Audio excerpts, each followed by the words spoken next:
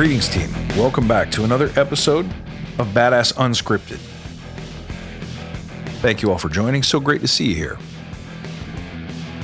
Let's talk for a moment about leverage. Here's the thing about influencing other people. Sometimes influence requires trust. Sometimes it requires emotional connectivity. Sometimes influence requires proof. But so often I speak about the role of value in influence.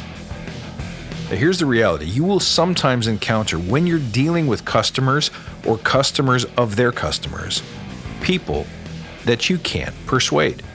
They simply won't want to do things your way, and you have no way of forcing them to do otherwise. We've all been in that situation. We've all felt that helplessness. And of course, we don't actually want to force people.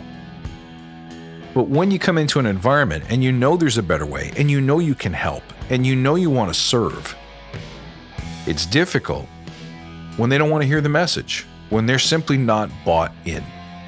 The art of finding leverage is usually limited to, in most people's experience and most people's skill set, going to that person's boss and saying, look, you brought me in here to do a job. If you don't change, I can't do that job. So can you please go tell this person that they have to listen to me, even though I'm an outsider? To my mind, that's amateur game. What you need to get skilled at as an Agile practitioner is finding leverage. And finding leverage requires having the conversation about what that person values. You need to know, where are they headed in their career? You need to know, how do they define success?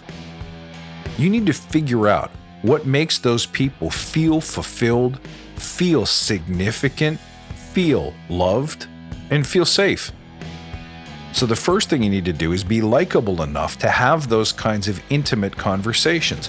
Whether you're going to lunch, whether you're going out for drinks, whether you're just sharing experiences in the team room, or take them out to an escape room or a night of axe throwing, figure out a way to get just the basic connectivity to have those conversations, to find that out about your counterparts.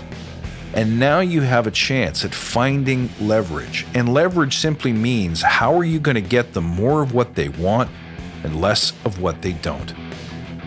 Because ultimately, guys, anytime you're having a conversation in a position of influence, where it's clear that you're trying to convince them to give you what you want, and at the same time they're giving up something that they want and value, it is never going to work. You have no levers.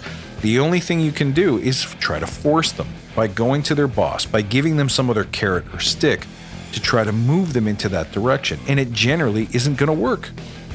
So my advice and my inspiration for you this week is, make sure before it's too late, you got to figure this out before you actually need it.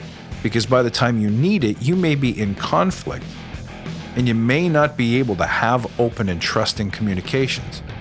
So you have to find a way to figure out what they value, what makes them feel safe, what makes them feel significant, what makes them feel loved or valued, what makes them feel fulfilled, what's challenging to them, and how can you get them more of what they want and less of what they don't by following your lead and adopting your suggestions. Guys, thank you for being true believers. Don't forget to sign up for my mailing list. You can go to badassagile.com and get a preview of next week's pages from my book, Field Notes for the Agile Leader. You can also ask your coaching questions, which I'll try to answer on the air for you. And you get access to my weekly motivation videos, which I hope you find inspiring and helpful throughout the week. I love you all. I'll see you soon. Until then, stay badass.